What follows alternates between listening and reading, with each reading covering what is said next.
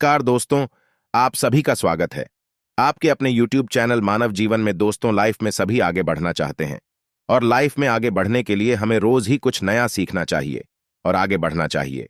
तो चलिए आज की प्रस्तुति शुरू करते हैं। आज का यह वीडियो बहुत ही खास होने वाला है।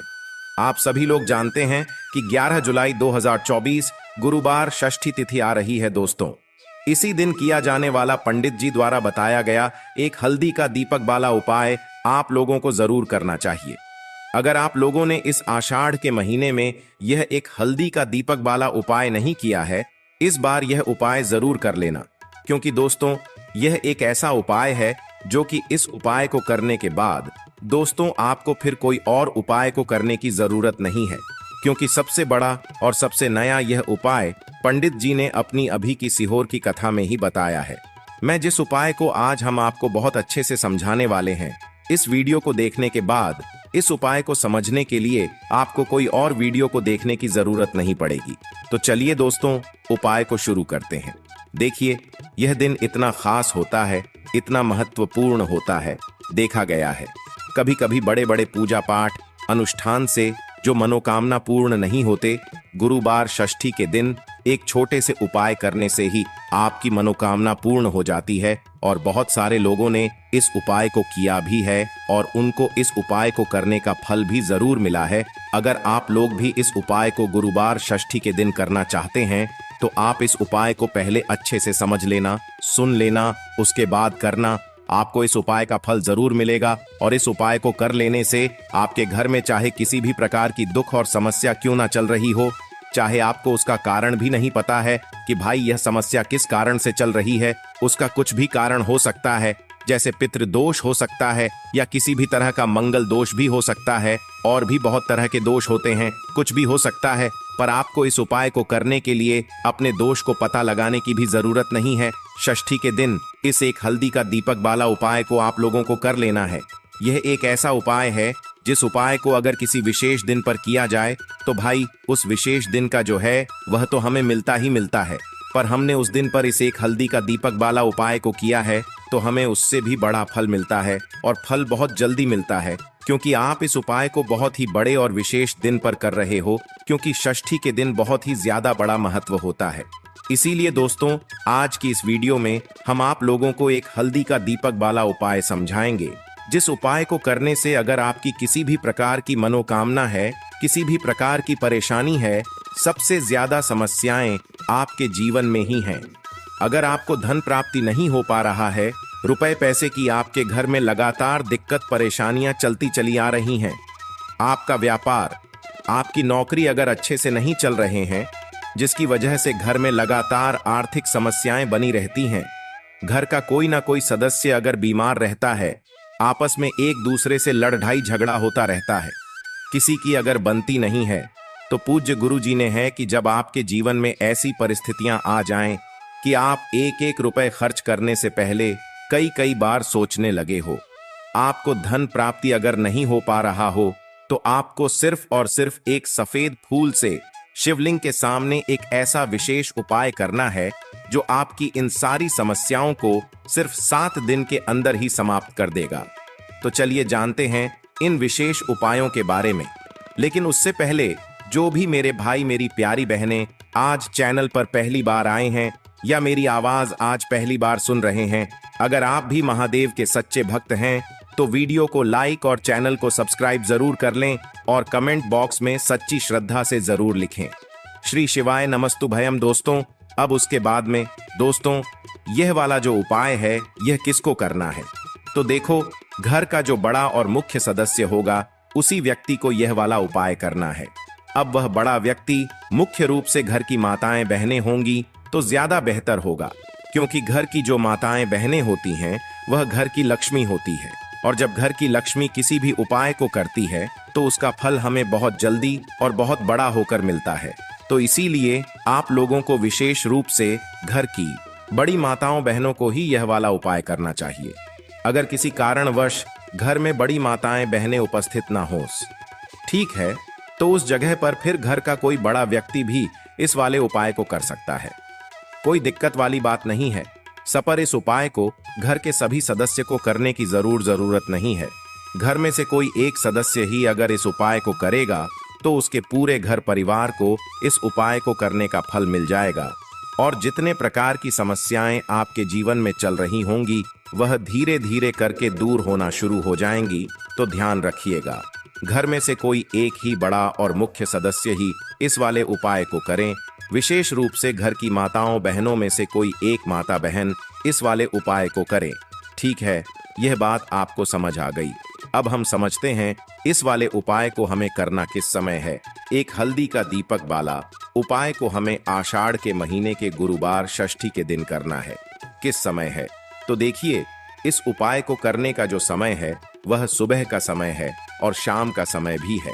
अब देखिए, यहाँ पर हम मुख्य रूप से सुबह का समय नहीं बोलेंगे, क्योंकि देखिए आप सभी लोग जानते हैं गुरुवार षष्ठी के दिन मतलब शाम का जो समय वह होता है ना, इस दिन भगवान शिव जी का सबसे प्रिय दिन होता है।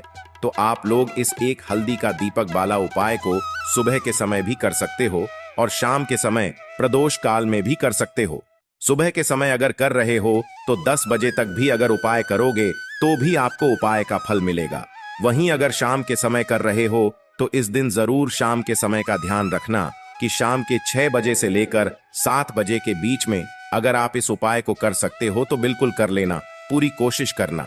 पर यह बात आपको समझ आ गई कि आप इस उपाय को सुबह और शाम दोनों समय कर सकते हो। मतलब करना आपको एक ही समय है, घर में से किसी एक ही बड़े व्यक्ति को करना है, पर एक ही बार इस उपाय को करना है, दोनों समय नहीं करना है।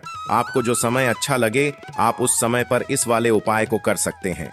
यह उपाय आपके जीवन में धन धान्य की वृद्धि करेंगे, साथ ही साथ आप में तेज की वृद्धि भी करेंगे।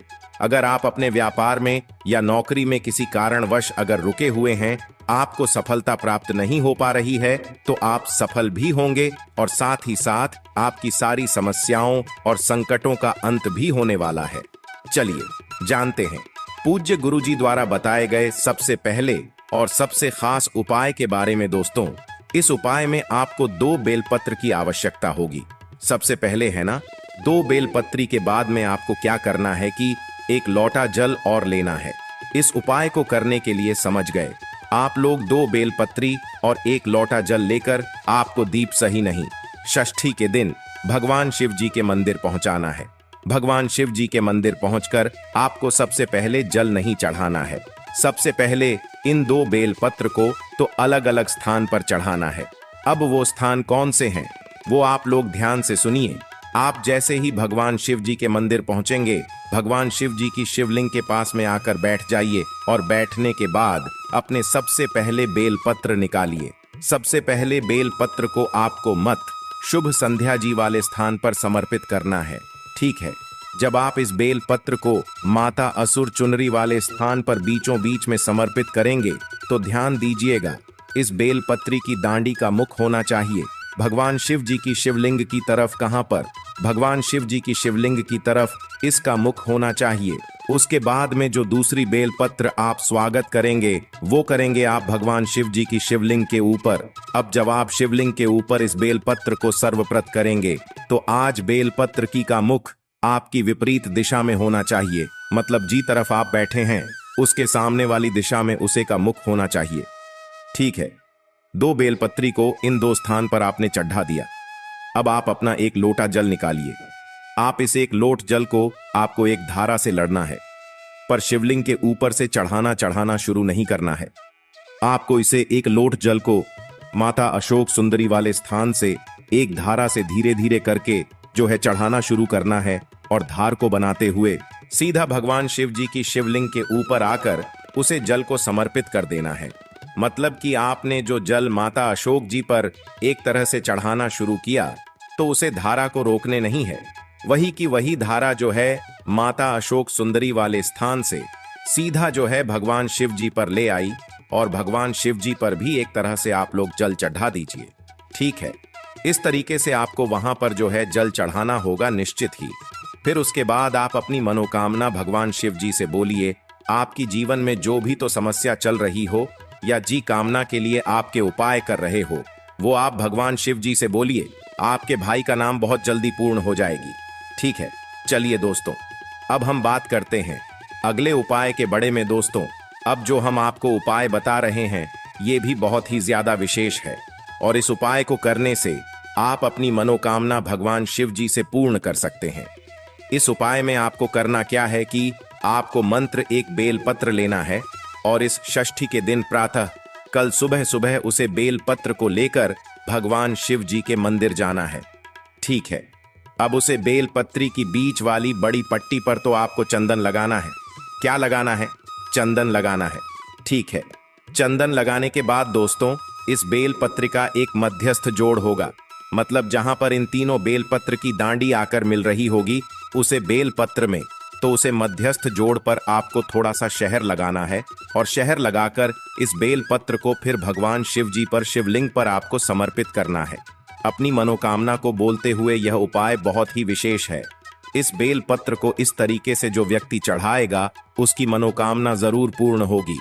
उसके बाद में दोस्तों अब हम आपको एक ऐसा उपाय बता रहे हैं जो इस दीप षष्ठी के दिन जो व्यक्ति करेगा उसके जीवन में बिना बोले, मतलब भगवान शिव जी से अपनी मनोकामना नहीं भी बोलेंगे, अपनी दुख और समस्या नहीं भी प्रकट करेंगे, तो भी आपकी जीवन से वह साड़ी तो घर समस्या दूर होगी और आपकी मनोकामना स्वयं ही पूर्ण हो जाएगी। तो इस उपाय में आपको कुछ भी नहीं चाहिए, मंत्र अपने मुंह से एक शब्द जो है भगवान शिव जी से बोलकर आना है, वो भी 3 बार। ठीक है, तो इसके लिए आपको मंत्र करना यह है कि 1 लोटा जल या भगवान शिव जी के लिए प्रतिदिन जो भी सामग्री लेकर जाते हैं उनकी पूजन रचना करने के लिए वो लेकर आपको जाना है। ठीक है, भगवान शिव जी के मंदिर पहुंचाना है, उनकी पूजन अर्चना करना है। उसके बाद आपको ये उपाय करना है। बाद में आप भगवान शिव जी की शिवलिंग के पास में ही पद चाहिए और पास में बैठने के बाद हम आपको एक नाम बता रहे हैं, शोध।